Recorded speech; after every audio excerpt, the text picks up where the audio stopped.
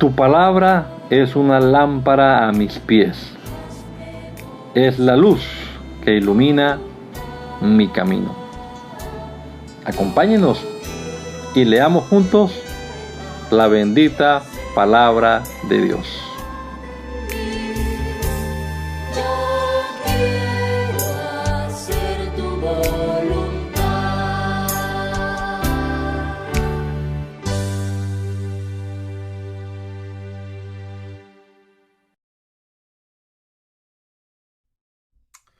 Soberano Dios, agradecemos inmensamente tu bondad, tu misericordia para con nosotros, Señor, que nos permites hoy una vez más amanecer, respirando este aliento de vida que tú nos provees, con salud, Señor, y con tu palabra en nuestras manos. Bendícenos, Padre amado, a través de ella, danos entendimiento y sabiduría, y que podamos comprender lo que leamos, Señor. Que tu Espíritu Santo nos implante tu palabra en nuestro corazón, Señor, y podamos vivir a la luz de ella. Te lo rogamos, Señor Jesús, en tu nombre poderoso, en el nombre de Jesús. Amén. Amén. Nehemías, capítulo número 7. En la nueva traducción viviente. Cuando quedó terminada la muralla e instalé las puertas en sus sitios, se nombraron porteros, cantores y levitas. A mi hermano Ananí le entregué la responsabilidad de gobernar Jerusalén junto con Ananías, el comandante de la fortaleza, porque era un hombre fiel que temía a Dios más que la mayoría. Le dije, no dejen abiertas las puertas durante las horas más calurosas del día, y aún mientras los porteros estén de guardia, mantengan las puertas cerradas con las varas puestas. Asignen a los residentes de Jerusalén para que tengan guardia cada uno con un turno regular. Algunos servirán en puestos de centinelas y otros frente a su propia casa. En ese tiempo la ciudad era grande y espaciosa, pero poco poblada, y ninguna de las casas se había reconstruido. Entonces mi Dios me dio la idea de reunir a todos los nobles y dirigentes de la ciudad junto con los ciudadanos comunes para que se registraran. Yo había encontrado el registro genealógico de los primeros que habían regresado a Judá. Allí estaba escrito lo siguiente: esta es la lista de los desterrados judíos de las provincias que regresaron de su cautiverio. El rey Nabucodonosor los había desterrado a Babilonia, pero ahora regresaron a Jerusalén y a las otras ciudades de Judá donde vivían originalmente. Sus líderes fueron Zorobabel, Jesúa, Nehemías, Seraías, Relaías, Naamani, Mardoqueo, Bilsam, Mispar, Bigvai, Reún y Baana. Este es el total de los hombres de Israel que regresó del destierro. La familia de Paros, 2172. La familia de Cefatías, 372. La familia de Aras, 652. La familia de Paad Moab, 2818. La familia de Elam, 1254. La familia de Satu, 845. La familia de Sakai, 760. La familia de Bani, 648. La familia de Bebai, 628. La familia de Asgad, 2322. La familia de Adonicán, 667. La familia de Bigvai, 2067. La familia de Adin, 655. La familia de Ater, descendientes de Ezequías, 98. La familia de Asun, 328.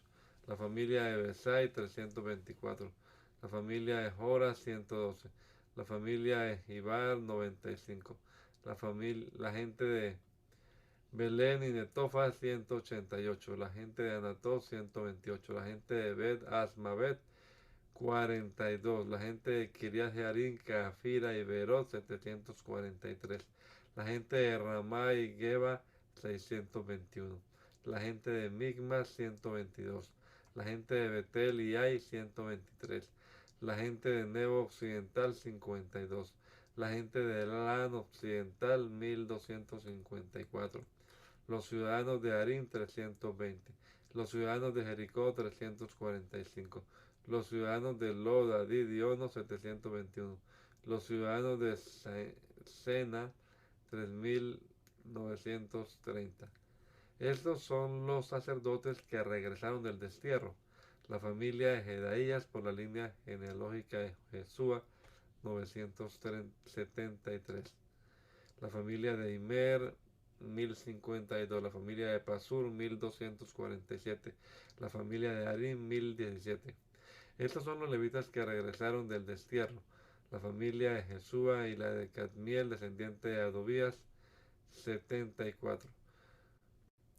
Los cantores de la familia de Asaf, 148. Los porteros de la familia de Salún, Ater, Talmón, Akut, Atita y Sobai, 138. Regresaron del destierro los descendientes de estos sirvientes del templo: Sia, Asufa, Tabaot, Queros, Sia, Padón, Levana, Agada, Salmai, Anán, Hidel, Gaar, Reaía, Resin, Necoda, Gazán, Usa, Pasea, Besai, Meunín, Nefusin, Bakbuk, Akufa, Arur, Baslut, Meida, Arsa, Barcos, Císara, Tema, Nesía y Atifa. Regresaron del destierro los descendientes de estos sirvientes del rey Salomón: Sotai, Asoferet, Peruda, Hala, Darcón, Hidel, Cefatías, Atil, Pokeret, Asebain, Ami. En total, los sirvientes del templo y los descendientes de los sirvientes de Salomón fueron 392 personas. Otro grupo regresó en esos días de las ciudades de Tel Mela y Tel Arsa, Kerut, Adán e Imer. Sin embargo, ni ellos ni sus familias pudieron demostrar que eran descendientes de Israel. Este grupo incluía a la familia de Delai, Tobías y Necoda, un total de 642 personas. También regresaron 3 familias de sacerdotes: Abaía, Cos y Barzilai. Este Barzilai se había casado con una mujer que era descendiente de Barzilai de Galaad y había tomado el nombre de la familia de ella. Buscaron sus nombres en los registros genealógicos, pero no los encontraron, así que no calificaron para servir como sacerdotes. El gobernador les dijo que no comieran de la porción de los sacrificios que correspondían a los sacerdotes hasta que un sacerdote pudiera consultar al Señor sobre este asunto por medio del Urín y el Tumín, o sea, el sorteo sagrado. Así que un total de 42.360 personas regresaron a Judá, además de 7.337 sirvientes y 245 cantores, tanto hombres como mujeres. Llevaron consigo 736 caballos, 245 mulas, 435 camellos y 6.720 burros. Algunos de los jefes de la familia dieron ofrendas para la obra. El gobernador entregó a la tesorería 1.000 monedas de oro, 50 tazones de oro y 530 túnicas para los sacerdotes. Los otros jefes dieron al tesoro 20.000 monedas de oro y unas 1.300 toneladas métricas de plata para la obra. El resto del pueblo entregó 20.000 monedas de oro, alrededor de 1.200 toneladas métricas de plata y 67 túnicas para los sacerdotes. Entonces los sacerdotes, los levitas, los porteros, los cantores, los sirvientes del templo y algunos miembros del pueblo se establecieron cerca de Jerusalén. El resto de la gente regresó a sus respectivas ciudades por todo el territorio de Israel.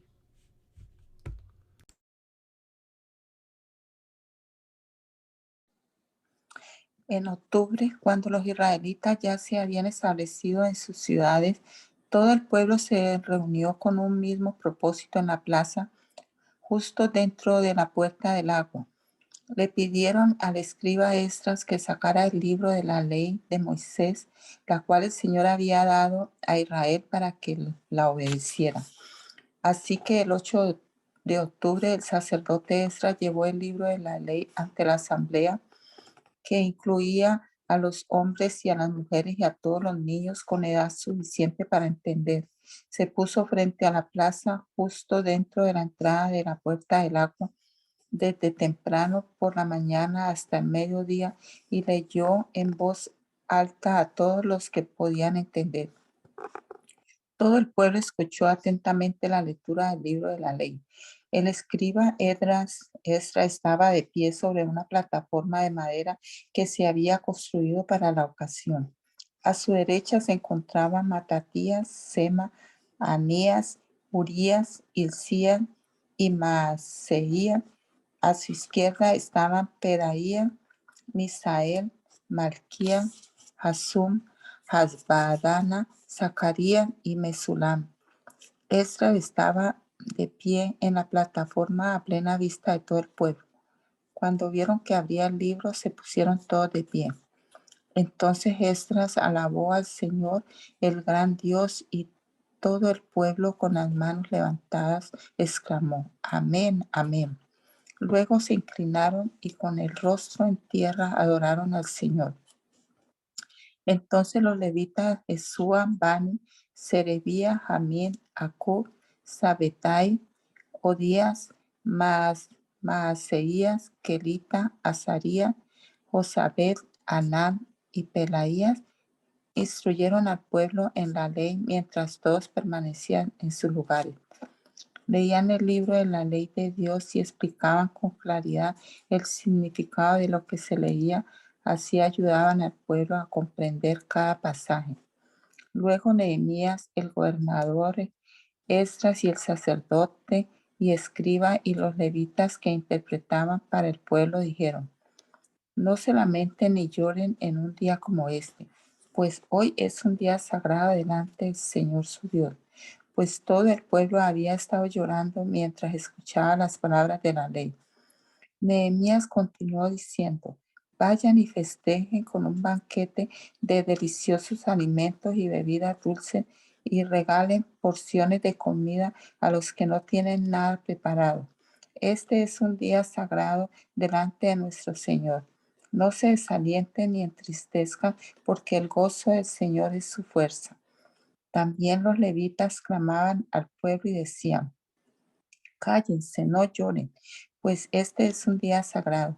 Así que el pueblo se fue a comer y a beber en una gran fiesta, a compartir porciones de la comida y a celebrar con gran alegría, porque habían oído y entendido las palabras de Dios.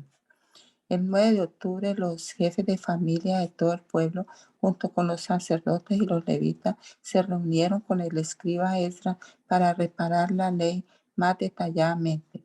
Mientras estudiaban la ley, descubrieron que el Señor había ordenado por medio de Moisés que los israelitas debían vivir en enramadas durante el festival a celebrarse durante ese mes. Él había dicho que debía proclamarse al pueblo en todas sus ciudades y en Jerusalén que fueran a las colinas a buscar ramas de olivo silvestre, mirto, palmeras y otros árboles frondosos. Con esas ramas debían construirse enramadas para que habitaran en ellas durante el festival, como está establecido en la ley. Así que el pueblo salió y cortó ramas y las usó para levantar enramadas en las azoteas de sus casas, en sus patios, en los atrios del templo de Dios o en las plazas justo dentro de la puerta del agua y de la puerta de Efraín. Entonces todos los que habían regresado del cautiverio vivieron en las enramadas durante el festival, y todos ellos se llenaron de alegría. Los israelitas no habían celebrado de esta forma desde los días de Josué, hijo de Nun. Esdras leyó el libro de la ley de Dios en cada uno de los 7 días del festival. Luego, al octavo día, realizaron una asamblea solemne, tal como lo exigía la ley. El 31 de octubre el pueblo volvió a reunirse en asamblea. Esta vez ayunaron, se vistieron de tela áspera y se echaron polvo sobre la cabeza. Los de ascendencia israelita se separaron de todos los extranjeros para confesar sus propios pecados y los pecados de sus antepasados. Permanecieron de pie en el mismo lugar durante 3 horas mientras se les leía en voz alta el libro de la ley del Señor su Dios. Luego confesaron sus pecados y adoraron al Señor su Dios durante 3 horas más. Los levitas Jesúa, Bani, Cadmiel, Sebanías, Banu, Buni, Serebías, Bani y Kenaní estuvieron de pie en la escalera de los levitas y clamaron al Señor su Dios en voz alta. Luego los jefes de los levitas, Jesúa, Cadmiel, Bani, Asapnías, Serebías, Odías, Sebanías y Petaías, llamaron al pueblo: levántense y alaben al Señor su Dios, porque Él vive desde la eternidad hasta la eternidad. Entonces oraron: que tu glorioso nombre sea alabado, que sea exaltado por sobre toda bendición y alabanza. Solo tú eres el Señor, tú hiciste el firmamento, los cielos y todas las estrellas, hiciste la tierra, los mares y todo lo que hay en ellos. Tú los preservas a todos y los ángeles del cielo te adoran. Eres el Señor Dios quien eligió a Abraham y lo sacó de Ur de los Caldeos y le dio un nuevo nombre, Abraham. Cuando demostró ser fiel, hiciste un pacto con él para darle a él y a sus descendientes la tierra de los cananeos, de los hititas, de los amorreos, de los fereceos, de los jebuseos y de los jerjeseos, y has cumplido lo que prometiste, porque tú siempre eres fiel a tu palabra. Tuviste la miseria de nuestros antepasados en Egipto y escuchaste sus lamentos cuando estaban junto al Mar Rojo. Realizaste señales milagrosas y maravillas contra el faraón, sus funcionarios y su pueblo, porque tú sabías con cuánta arrogancia trataban a nuestros antepasados. Tú tienes una gloriosa reputación que jamás ha sido olvidada. Dividiste el mar para que tu pueblo pudiera cruzarlo por tierra seca. Luego arrojaste a sus perseguidores a las profundidades del mar. Se hundieron como piedras en aguas turbulentas. Guiaste a nuestros antepasados mediante una columna de nube durante el día y una columna de fuego durante la noche, para que pudieran encontrar el camino. Bajaste al monte Sinaí, les hablaste desde el cielo, les diste ordenanzas e instrucciones justas y decretos y mandatos buenos. Les diste instrucciones acerca de tu sagrado día de descanso. Además, por medio de tu siervo Moisés, le ordenaste que obedecieran todos tus mandatos, decretos e instrucciones. Les diste pan del cielo cuando tenían hambre y agua de la roca cuando tenían sed. Les ordenaste que fueran y tomaran posesión de la tierra que había jurado darles. Sin embargo, nuestros antepasados fueron arrogantes y tercos, y no prestaron ninguna atención a tus mandatos. Se negaron a obedecerte y no se acordaron de los milagros que habías hecho a favor de ellos. En cambio, se pusieron tercos y nombraron a un líder para que lo llevara de regreso a la esclavitud en Egipto. Pero tú eres Dios de perdón, bondadoso y misericordioso, lento para enojarte y rico en amor inagotable. No los abandonaste. Ni siquiera cuando se hicieron un ídolo en forma de becerro y dijeron: este es tu Dios que te sacó de Egipto. Cometieron terribles blasfemias. En tu gran misericordia no los abandonaste para que murieran en el desierto. La columna de nube todavía los guiaba de día y la columna de fuego les mostraba el camino durante la noche.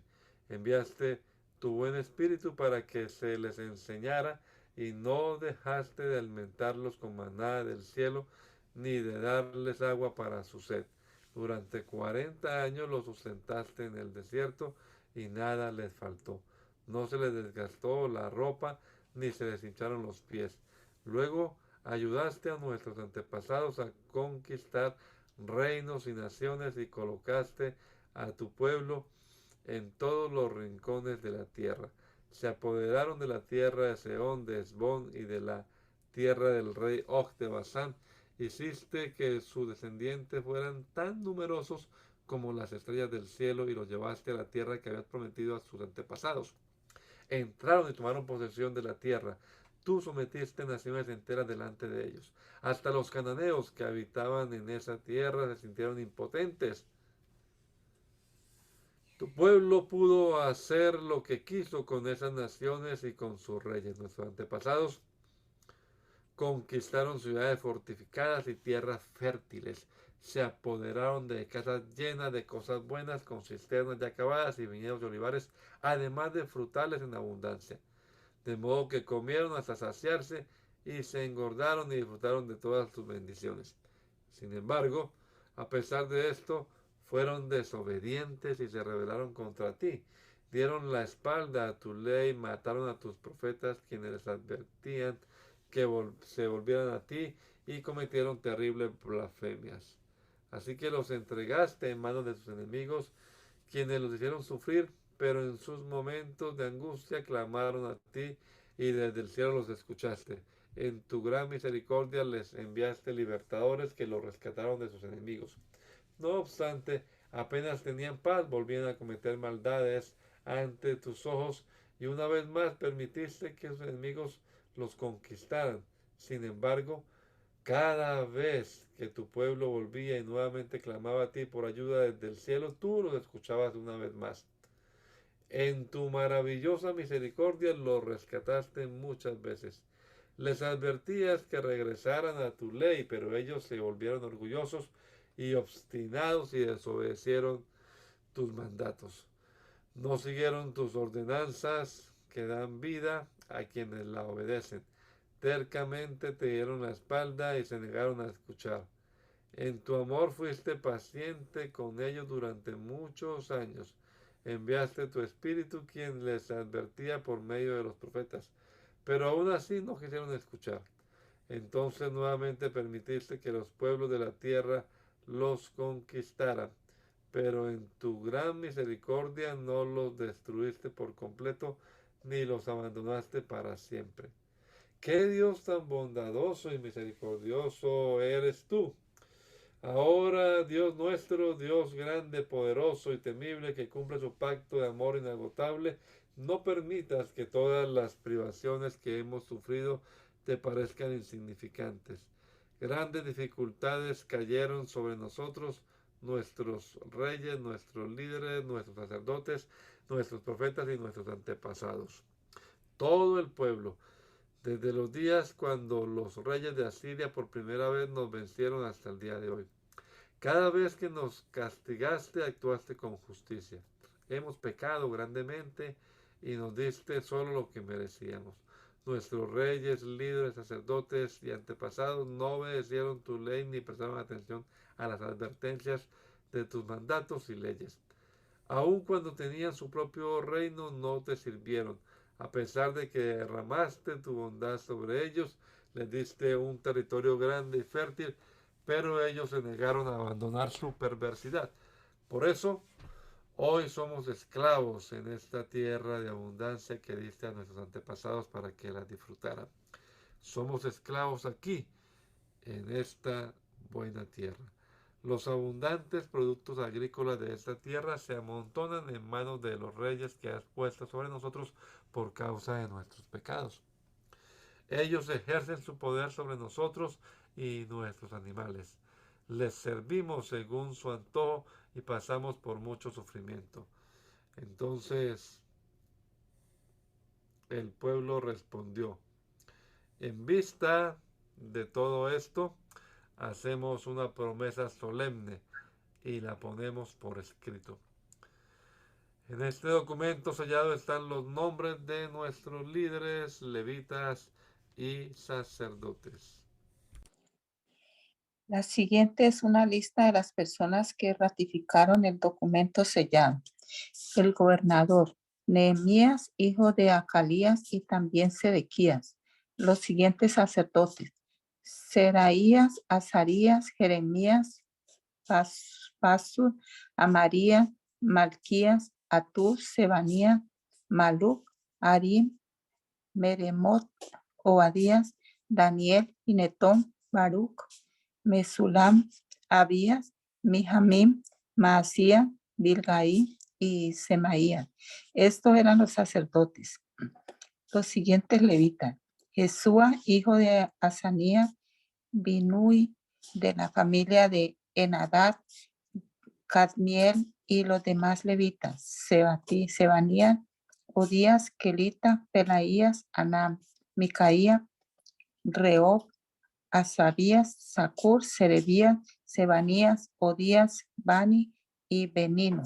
Los siguientes jefes del pueblo: Paros, Paad, Moab, Elam, Satu, Bani, Buni, Asgad, Bebai, Adonía, Bigbai, Adin, Ater, Ezequiel, Asur, Odías, Asum, Besai, Arif, Anatot, Nebai, Macpías, Mesulam, Esir, Mesesabeel, Sadok, Jadua, Pelatías, Anás, Anías, Oseas, Ananías, Azub, Aloes, Pila, Sobek, Reum, Asabna, Maseías, Ahías, Anán, Maluc, Arim y Baana.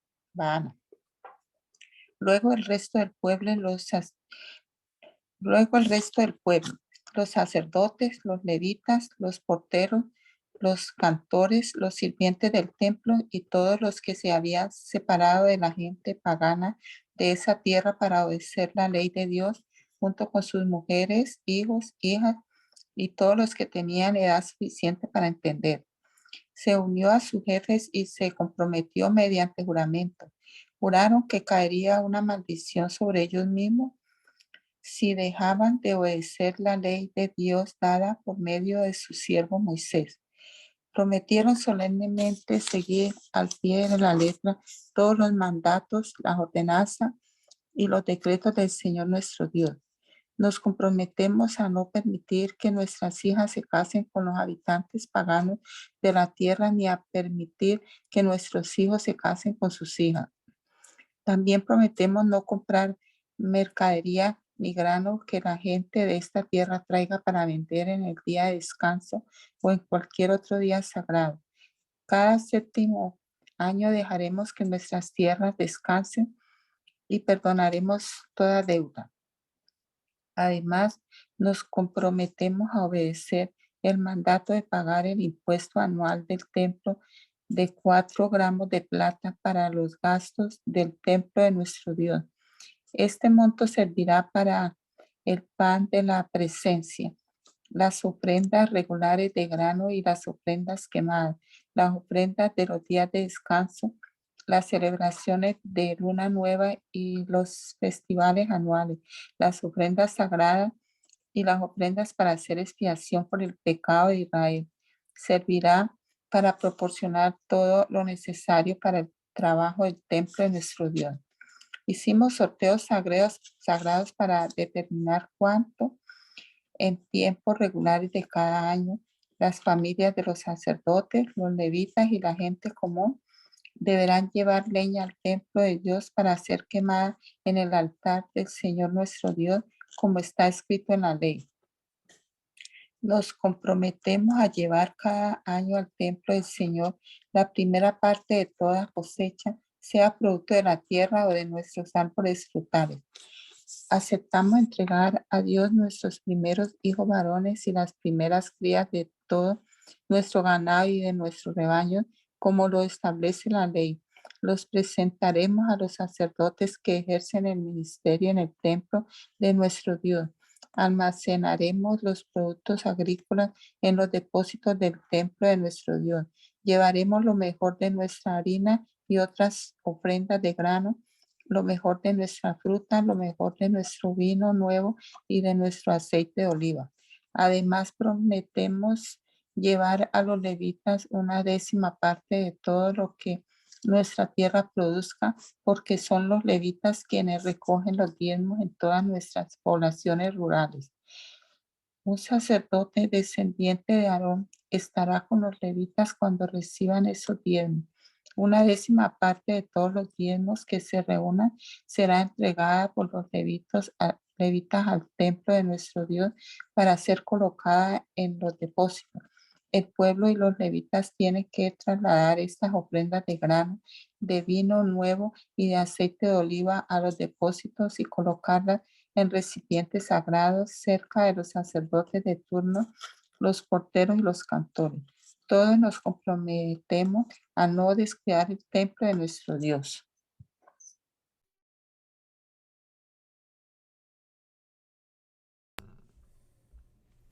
Los jefes del pueblo vivían en Jerusalén, la ciudad santa. Mediante los sorteos sagrados eligieron a una 10ª parte del pueblo de otras ciudades de Judá y de Benjamín para que vivieran allí también, mientras que el resto siguió viviendo donde estaba. Y el pueblo elogiaba a todos los que se ofrecían para reubicarse en Jerusalén. La siguiente es una lista de los nombres de los funcionarios provinciales que fueron a vivir a Jerusalén. La mayoría del pueblo, de los sacerdotes, de los levitas, de los sirvientes del templo y de los descendientes de los sirvientes de Salomón, siguieron viviendo en sus propias casas en las diversas ciudades de Judá, pero algunos de los de Judá y de Benjamín repoblaron Jerusalén. De la tribu de Judá, Ataías, hijo de Usías, hijo de Zacarías, hijo de Amarías, hijo de Cefatías, hijo de Malaleel, de la familia de Fares. También Maseías, hijo de Barú, hijo de Colose, hijo de Asaías, hijo de Adaías, hijo de Joiarib, hijo de Zacarías, de la familia de Sela. Fueron 468 descendientes de Fares que se establecieron en Jerusalén, todos ellos hombres excepcionales. De la tribu de Benjamín, Salú, hijo de Mesulam, hijo de Joed, hijo de Pedaías, hijo de Colaías, hijo de Maseías, hijo de Itiel, hijo de Jesaías. Después de él estaba Gabai y Selai. En total 928 parientes. El funcionario principal de ellos era Joel, hijo de Sicri, y su asistente era Judá, hijo de Senúa, el segundo en autoridad de la ciudad. De los sacerdotes, Jedaías, hijo de Joiarib, Jaquín, Seraías, hijo de Isías, hijo de Mesulán, hijo de Sadoc, hijo de Meraiot, hijo de Aitob, que era el supervisor del templo de Dios. También 822 de sus colaboradores, quienes trabajaban en el templo, también Adaías, hijo de Jeroboam, hijo de Pelalías, hijo de Amsai, hijo de Zacarías, hijo de Pasur, hijo de Malquías, junto con 242 de sus colaboradores, quienes eran jefes de sus familias. También Amasai, hijo de Azarel, hijo de Asai, hijo de Mesilemot, hijo de Imer, y 128 de sus excepcionales colaboradores. El funcionario principal de ellos era Sabdiel, hijo de Gedolim. De los levitas, Semaías, hijo de Azur, hijo de Aricam, hijo de Asabías, hijo de Buni. También Sebatai y Josabat, quienes estaban a cargo del trabajo fuera del templo de Dios.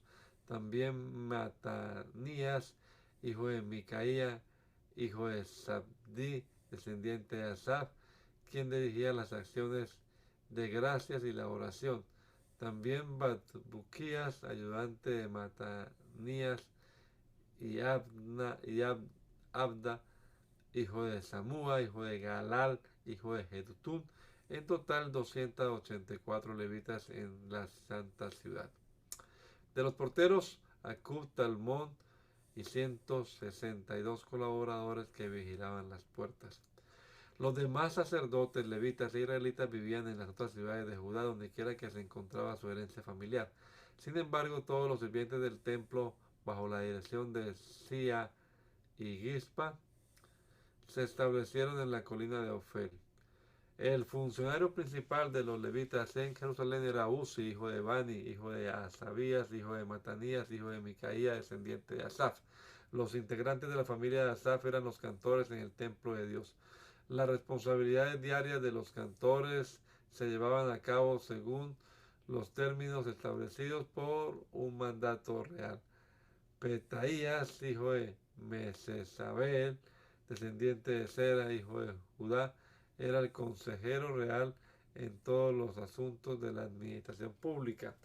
En cuanto a las aldeas vecinas con sus campos abiertos, parte de la gente de Judá vivía en Kiriat Arba y sus asentamientos, en Dibón y sus asentamientos, y en Jecapsel y sus aldeas. También residían en Jesúa, Molada, Bet, Pelet, Azarzual, Berseba y sus asentamientos, Ciclac, Mecona y sus asentamientos. También vivían en Rimón, Sora, Armud, Sanoa, Adulam y sus aldeas vecinas. También vivían en Laquis y sus campos aledaños, en Aseca, la aldea y sus aldeas cercanas. De manera que el pueblo de Judá vivía desde Berseba hasta el sur del valle de Hinnom. Parte de la gente de Benjamín vivía en Geba, Migmas, Ahía, Betel y sus asentamientos. También vivían en Anatot, Nob, Ananías, Azor, Ramá, Hitaim, Adib, Seboín, Nebalat, Lot, Ono y el valle de los artesanos. Algunos de los levitas que residían en Judá fueron enviados a vivir con la tribu de Benjamín. La siguiente es una lista de los sacerdotes y los levitas que regresaron con Zorobabel, hijo de Salatiel, y Jesúa, el sumo sacerdote. Seraías, Jeremías, Esdras, Amarías, Maluc, Atús, Secanías, Arim, Meremot, Ido, Giletón, Abías, Miniamim, Moadía, Bilga, Semaías, Joyarib, Jedaías, Salú, Amoc, Isías y Jedaías. Estos eran los jefes de los sacerdotes y sus colaboradores en los días de Jesúa. Los levitas que regresaron con ellos eran Jesúa, Binui, Cadmiel, Serebías, Judá y Matanías, quien junto con sus colaboradores estaba a cargo de las canciones de acción de gracia. Sus colaboradores, Babuquías y Uni, se ubicaban frente a ellos durante el servicio. Jesúa, el sumo sacerdote, fue parte de Joiacim. Joiacim fue padre de Eliasib. Eliasib fue padre de Joiada. Joiada fue padre de Jonatán. Jonatán fue padre de Jadúa. Ahora bien, cuando Joacim era sumo sacerdote, los jefes de familia de los sacerdotes eran los siguientes. Meraía era jefe de la familia de Seraías. Ananías era jefe de la familia de Jeremías. Mesulam era jefe de la familia de Esdras. Joanán era jefe de la familia de Amaría. Jonatán era jefe de la familia de Maluc. José era jefe de la familia de Secanía. Adna era jefe de la familia de Arim. Elcai era jefe de la familia de Meremot. Zacarías era jefe de la familia de Ido. Mesulam era jefe de la familia de Ginetón. Sicri era jefe de la familia de Abía. También había un jefe de la familia de Miniamín. Iltai era jefe de la familia de Moadía. Samúa era jefe de la familia de Bilga. Jonatán era jefe de la familia de Semaías. Matenai era jefe de la familia de Joiarib. Uzi era jefe de la familia de Jodaías. Calai era jefe de la familia de Salú. Eber era jefe de la familia de Amoc. Asabías era jefe de la familia de Isías. Natanael era jefe de la familia de Jedaías. Durante los años cuando Eliasib, Joiada, Jonatán y Jadúa servían como sumos sacerdotes, se mantuvo un registro de las familias de los levitas. Durante el reinado de Darío el persa, se mantuvo otro registro de los sacerdotes hasta los días de Jonaam, nieto de Eliasib. Se mantuvo un registro de los jefes de las familias de los levitas en el libro de historia. Estos eran los jefes de familia de los levitas: Asabías, Serebías, Jesúa, Binui, Cadmiel y otros colaboradores, quienes se ubicaban frente a ellos durante las ceremonias de alabanza y acción de gracia. Un lado le respondía al otro como lo ordenó David, hombre de Dios. Este grupo incluía a Matanías, a Buquías y Aguadías. Mesulam, Talmón y Acub eran los porteros a cargo de los depósitos cerca de las puertas. Todos ellos sirvieron en los días de Joacim, hijo de Jesúa, hijo de Jehosadá, y en los días de Nehemías, el gobernador, y de Esdras, el sacerdote y escriba. Para la dedicación de la nueva muralla de Jerusalén, se les pidió a los levitas de toda la tierra que fueran a Jerusalén para colaborar en la ceremonia. Debían tomar parte en la feliz celebración con sus canciones de acción de gracia y con música de címbalos, arpas y liras. Se reunió a los cantores de la zona alrededor de Jerusalén y de las aldeas de los netofatitas. También llegaron de Bet Gilgal y de las zonas rurales cercanas a Jeba y Asmavet, porque los cantores habían levantado sus propios asentamientos en los alrededores de Jerusalén. Primero, los sacerdotes y los levitas se purificaron a sí mismos, luego purificaron al pueblo, a las puertas y a la muralla. Conduje a los líderes de Judá a la parte superior de la muralla y organicé 2 grandes coros para dar acción de gracia. Uno de los coros se dirigió hacia el sur, por encima de la muralla hasta la puerta del estiércol. Osaías y la mitad de los jefes de Judá los seguían con Azarías, Edras, Mesulam, Judá, Benjamín, Semaías y Jeremías. Luego iban algunos sacerdotes que tocaban trompeta junto con Zacarías, hijo de Jonatán, hijo de Semaías, hijo de Matanías, hijo de Micaías, hijo de Zacur, descendiente de Asaf. Los compañeros de Zacarías eran Semaías, Azareel, Milalai, Gilalai, Maai, Natanael, Judá y Ananí.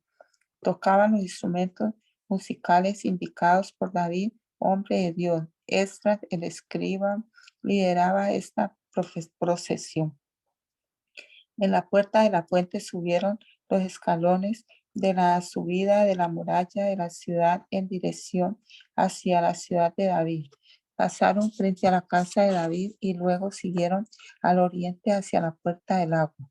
El segundo coro que daba acción de gracias se dirigía hacia el norte, dando la vuelta por el otro lado para encontrarse con el primer coro.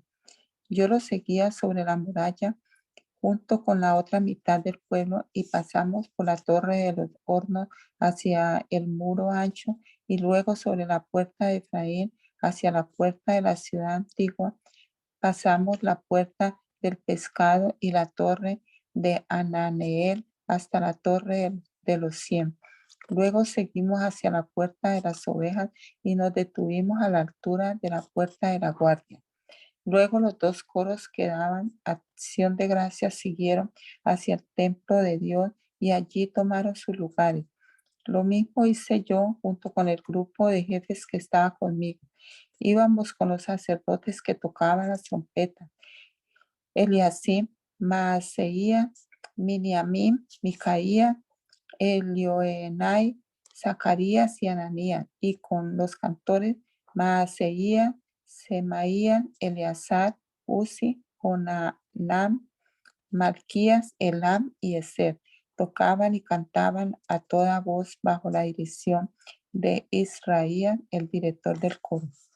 Se ofrecieron muchos sacrificios durante aquel día de gozo, porque Dios había dado al pueblo razón de alegrarse. También las mujeres y los niños participaron en la celebración y la alegría del pueblo de Jerusalén podía oírse a gran distancia.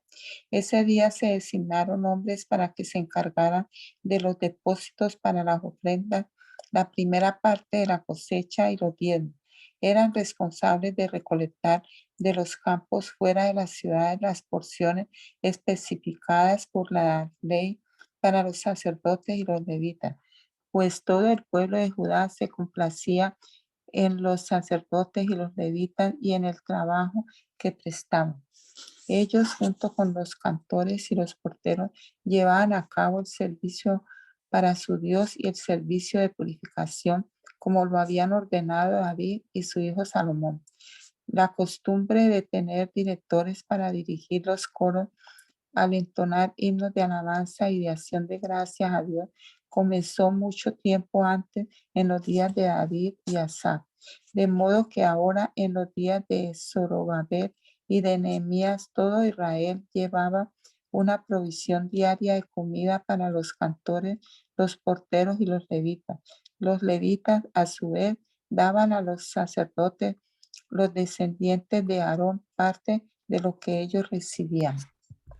Ese mismo día, mientras se leía al pueblo el libro de Moisés, se encontró el pasaje que dice que jamás se debe admitir a un amorreo o a un moabita en la asamblea de Dios, porque ellos se habían negado a darles comida y agua a los israelitas en el desierto. Por el contrario, contrataron a Balaam para que los maldijera, aunque nuestro Dios convirtió la maldición en bendición. Cuando se leyó este pasaje de la ley, inmediatamente se excluyó de la asamblea a todos los que tenían ascendencia extranjera. Antes de eso, el sacerdote Eliasib, quien había sido designado para supervisar los depósitos del templo de nuestro Dios y quien también era pariente de Tobías, había rediseñado un gran depósito y lo había puesto a disposición de Tobías.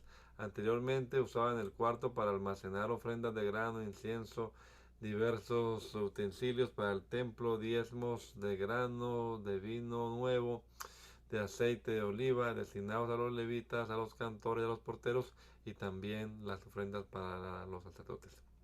En esta época ya no estaba en Jerusalén, yo no estaba en Jerusalén, porque había ido a presentarme ante el rey Artajerjes, rey de Babilonia, en el año 32 de su reinado, aunque más tarde le pedí permiso para regresar. Cuando regresé a Jerusalén me enteré del acto perverso de Eliasif de proporcionarle a Tobías una habitación en los atrios del templo de Dios. Me disgusté mucho y saqué del cuarto todas las pertenencias de Tobías y luego exigí que purificaran las habitaciones y volví a colocar los utensilios para el templo de Dios, las ofrendas de grano y el incienso. También descubrí que no se les había entregado a los levitas las porciones de comida que les correspondían, de manera que todos ellos y los cantores que debían dirigir los servicios de adoración habían regresado a trabajar en los campos. Inmediatamente enfrenté a los dirigentes y les pregunté por qué se ha descuidado el templo de Dios. Luego pedí a todos los levitas que regresaran y los reintegré para que cumplieran con sus obligaciones.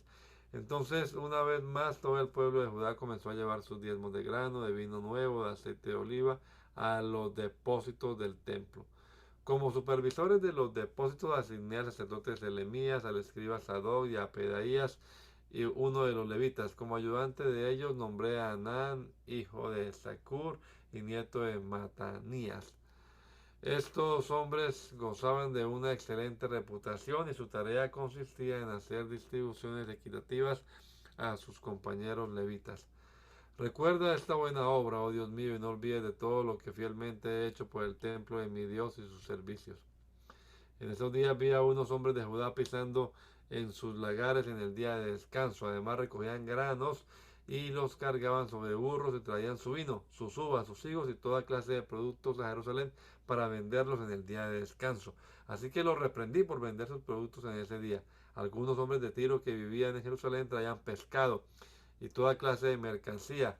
La vendían al pueblo de Judá en el día de descanso y nada menos que en Jerusalén. De modo que confronté a los nobles de Judá. ¿Por qué profanan el día de descanso de este modo tan perverso? Les pregunté. ¿Acaso no fueron cosas como estas las que hicieron sus antepasados y provocaron a nuestro Dios, que nuestro Dios hiciera caer sobre nosotros y nuestra ciudad toda esta desgracia? Ahora ustedes provocan aún más el enojo contra Israel al permitir que el día de descanso sea profanado de esta manera. Entonces ordené que todos los viernes se cerraran las puertas de Jerusalén al caer la noche y que no se abrieran hasta que terminara el día de descanso. Envié a alguno de mis propios parientes a vigilar las puertas para que no pudiera entrar ninguna mercancía en los días de descanso. Los mercaderes y comerciantes de diversos productos acamparon fuera de Jerusalén una o dos veces, pero yo les hablé duramente diciendo, ¿qué pretenden acampando aquí fuera alrededor de la muralla? Si lo hacen otra vez, los arrestaré. Esa fue la última vez que aparecieron en el día de descanso. Luego ordené a los levitas que se purificaran y vigilaran las puertas para preservar la santidad del día de descanso.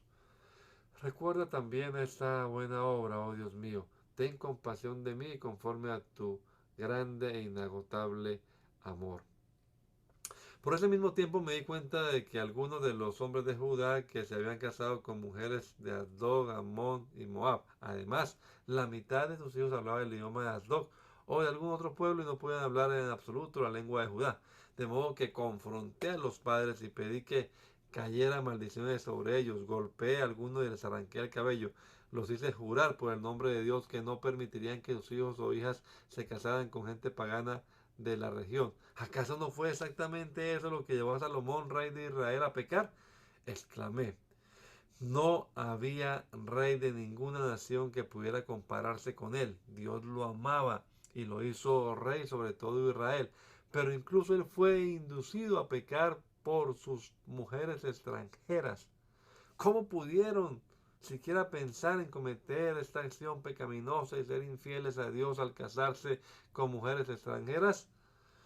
Uno de los hijos de Joiada era Eliasif, el sumo sacerdote que se había casado con la hija de Zambalá del Horonita, por lo cual lo expulsé de mi presencia. Recuérdalos, oh Dios mío, porque han profanado el sacerdocio y los votos solemnes de los sacerdotes y los levitas. Así que expulsé todo lo que fuera extranjero y asigné tareas a los sacerdotes y a los levitas, asegurándome de que cada uno supiera lo que tenía que hacer. También me aseguré de que llegara el suministro de leña para el altar y las primeras porciones de la cosecha en los tiempos establecidos. Recuerda esto a mi favor, oh Dios mío. Libro de Esther. Estos hechos sucedieron en los días del rey Jerjes, quien reinó sobre 127 provincias desde la India hasta Etiopía. En esa época, Jerjes gobernaba su imperio desde el trono real ubicado en la fortaleza de Susa. En el tercer año de su reinado hizo un banquete para todos sus nobles y funcionarios. Invitó a todos los oficiales del ejército de Persia y Media y también a los príncipes y nobles de la provincia. La celebración duró 180 días y fue una gran exhibición de la opulenta riqueza de su imperio y de la pompa y el esplendor de su majestad. Cuando todo terminó, el rey ofreció un banquete para todo el pueblo que se encontraba en la fortaleza de Susa, desde el más importante hasta el más insignificante. El banquete duró 7 días y se realizó en el patio del jardín del palacio. El patio estaba elegantemente decorado con cortinas de algodón blanco y colgantes azules sostenidos con cuerdas de lino y cintas de color púrpura que pasaban por anillos de plata incrustados en columnas de mármol. Había divanes de oro y de plata sobre un piso de mosaicos de cuarzo, mármol, nácar y otras piedras costosas. Las bebidas se servían en copas de oro de distintos diseños y había vino real en abundancia, lo cual reflejaba la generosidad del rey. Por decreto del rey no había límite de consumo porque el rey había dado instrucciones a todos los empleados del palacio de que sirvieran a cada hombre cuanto quisiera. Al mismo tiempo, la reina Basti hizo un banquete para las mujeres en el palacio real del rey Jerjes. Al séptimo día de la fiesta, cuando el rey Jerjes estaba muy alegre a causa del vino, les ordenó a los 7 eunucos que lo servían, Meumán, Vista, Arbona, Victa, Abacta, Setar y Carpo, que le trajeran a la reina Basti con la corona real en la cabeza. Quería que los nobles y los demás hombres contemplaran su belleza porque era una mujer sumamente hermosa. Pero cuando le comunicaron la orden del rey a la reina Basti, ella se negó a ir. Esa respuesta enfureció al rey y lo hizo arder de enojo. Entonces el rey consultó de inmediato con sus sabios consejeros, quienes conocían todas las leyes y costumbres persas, porque siempre les pedía consejo. Sus nombres eran Carsena, Setar, Adnata, Tarsis, Meres, Marsena y Memucán, 7 nobles de Persia y Media. Esos hombres se reunían frecuentemente con el rey y ocupaban los cargos más altos del imperio. ¿Qué debe hacerse con la reina Basti? Preguntó el rey. ¿Qué sanción impone la ley para una reina que se niega a obedecer las órdenes que el rey le envía debidamente por medio de sus eunucos? Memucán contestó al rey y a los nobles. La reina Basti ofendió no solo al rey, sino también a cada noble y ciudadano del imperio. Ahora en todas partes las mujeres comenzarán a despreciar a sus maridos cuando se enteren de que la reina Basti se negó a presentarse ante el rey. Antes de que termine este día, las esposas de todos los nobles del rey en toda Persia y Media oirán lo que hizo la reina y empezarán a tratar a sus maridos de la misma manera. Nada pondrá fin a su desprecio y enojo. Así que si al rey le agrada, sugerimos que emita un decreto por escrito, una ley de los persas y los medas que no pueda ser revocada. Debería ordenar que la reina Basti sea excluida para siempre de la presencia del rey Jerjes y que el rey elija otra reina más digna que ella. Cuando se publique este decreto en todo el vasto imperio del rey, los maridos de todas partes, sea cual fuere su rango, recibirán el respeto que merecen de parte de sus esposas. El rey y sus nobles consideraron que esa propuesta tenía sentido, así que el rey siguió el consejo de Memucán. Envió cartas por todo el imperio, a cada provincia en su propio sistema de escritura y en su propio idioma, proclamando que todo hombre debía ser jefe en su propia casa y decir lo que le viniera en gana.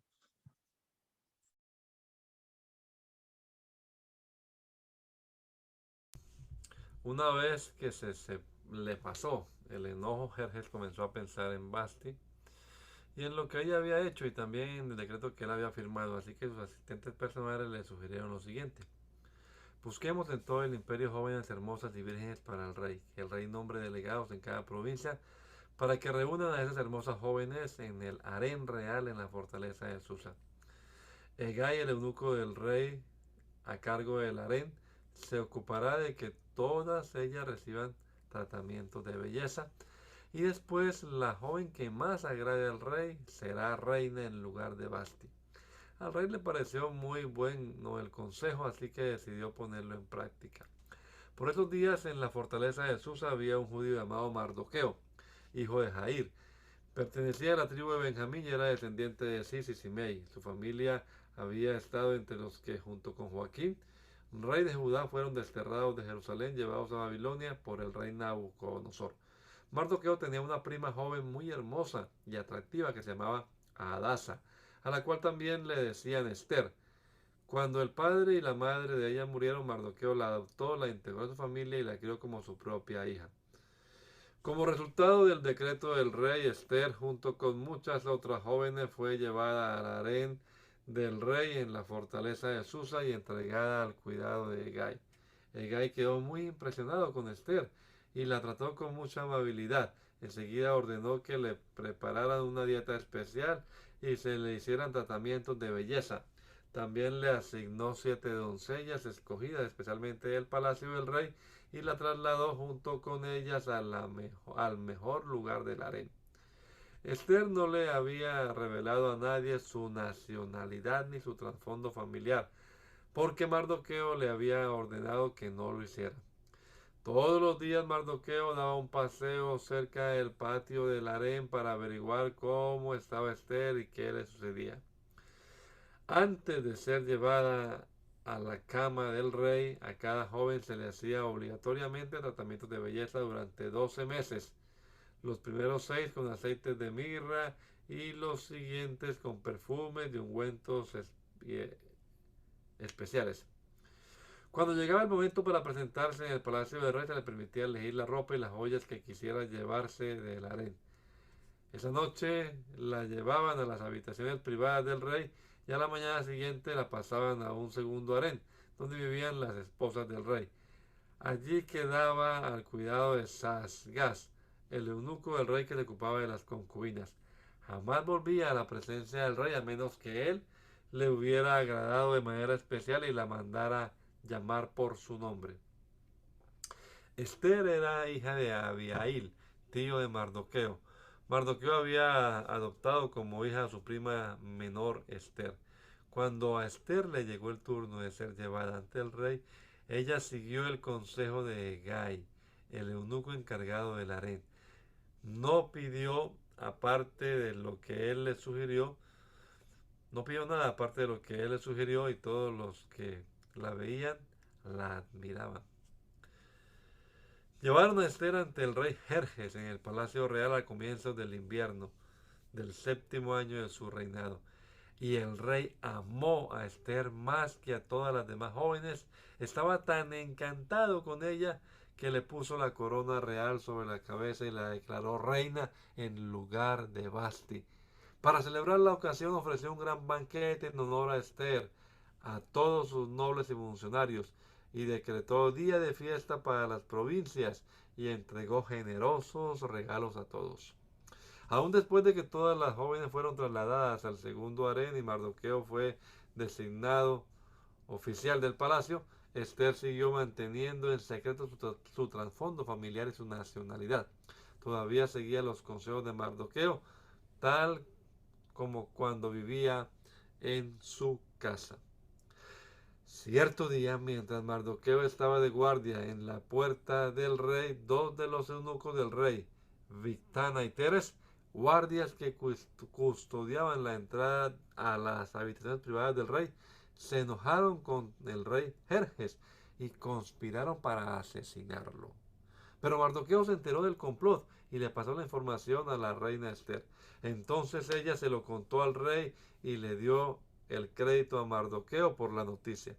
Cuando se hizo la investigación y se confirmó que lo que decía Mardoqueo era cierto, los dos hombres fueron atravesados con un poste afilado. Todo el suceso quedó registrado en el libro de la historia del reinado del rey Jerjes. Tiempo después, el rey Jerjes ascendió a Amán, hijo de Amedata, el agageo, lo puso por encima de todos los demás nobles y lo convirtió en el funcionario más poderoso del imperio. Todos los funcionarios del rey se inclinaban ante Amán en señal de respeto cada vez que él pasaba porque el rey lo había ordenado, pero Mardoqueo se negó a inclinarse ante él o a rendirle homenaje. Entonces los funcionarios del palacio que estaban a la puerta del rey le preguntaron a Mardoqueo, ¿por qué desobedece la orden del rey? Todos los días te hablaban de lo mismo, pero aún así él se negaba a cumplir la orden. Entonces le informaron a Amán para saber si él toleraría la conducta de Mardoqueo, ya que Mardoqueo les había dicho que era judío. Cuando Amán vio que Mardoqueo no se inclinaba ante él ni le rendía homenaje, se llenó de furia. Como se había enterado de la nacionalidad de Mardoqueo, decidió que no bastaba con matar solamente a él, entonces buscó la forma de destruir a todos los judíos a lo largo y ancho del imperio de Jerjes. Así que en el mes de abril, durante el año 12 del reinado de Jerjes, echaron el plan a suertes en presencia de Amán. Las suertes se llamaban Purim, a fin de determinar cuál era el mejor día y mes para llevar a cabo el plan. Se escogió el día 7 de marzo, así un año después. Luego Amán se acercó al rey Jerjes y le dijo, hay cierta raza dispersada sobre todas las provincias del imperio que se mantiene aislada de todas las demás. Tienen leyes diferentes de los demás pueblos y se niegan a obedecer las leyes del rey. Por lo tanto, no conviene a los intereses del rey que ese pueblo siga con vida. Si al rey le agrada, emita un decreto para destruirlo y yo donaré 10,000 bolsas grandes de plata a los administradores del imperio para que los depositen en la tesorería del reino.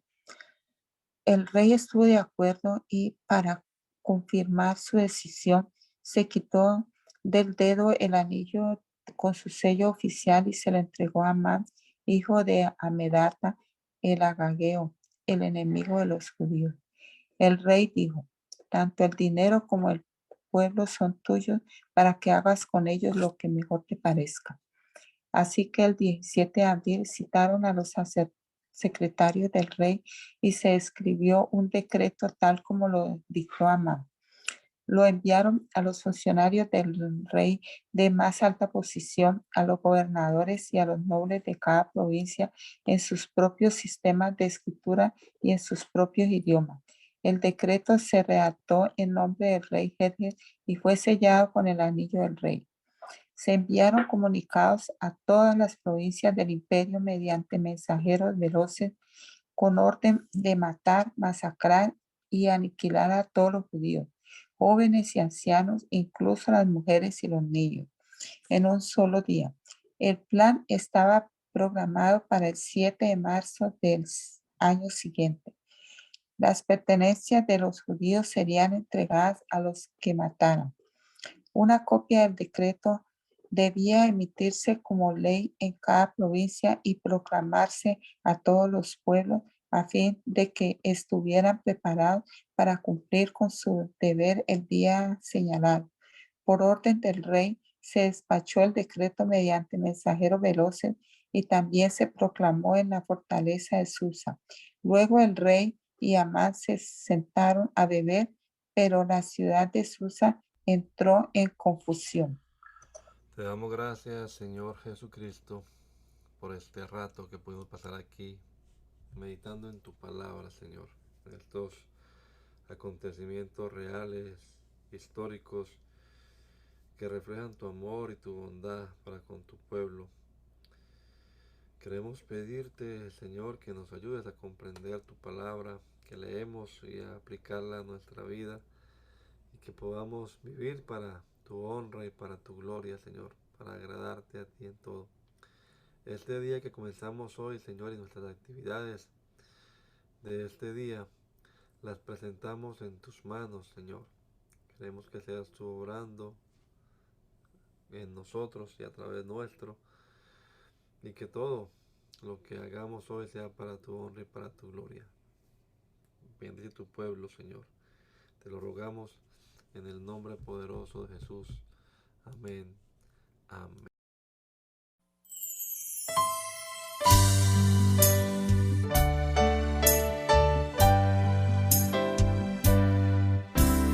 Hazme conocer tus pensamientos. Hazme conocer tu voluntad. Yo quiero comprenderla y hacerla realidad en mí. Yo quiero hacer tu voluntad.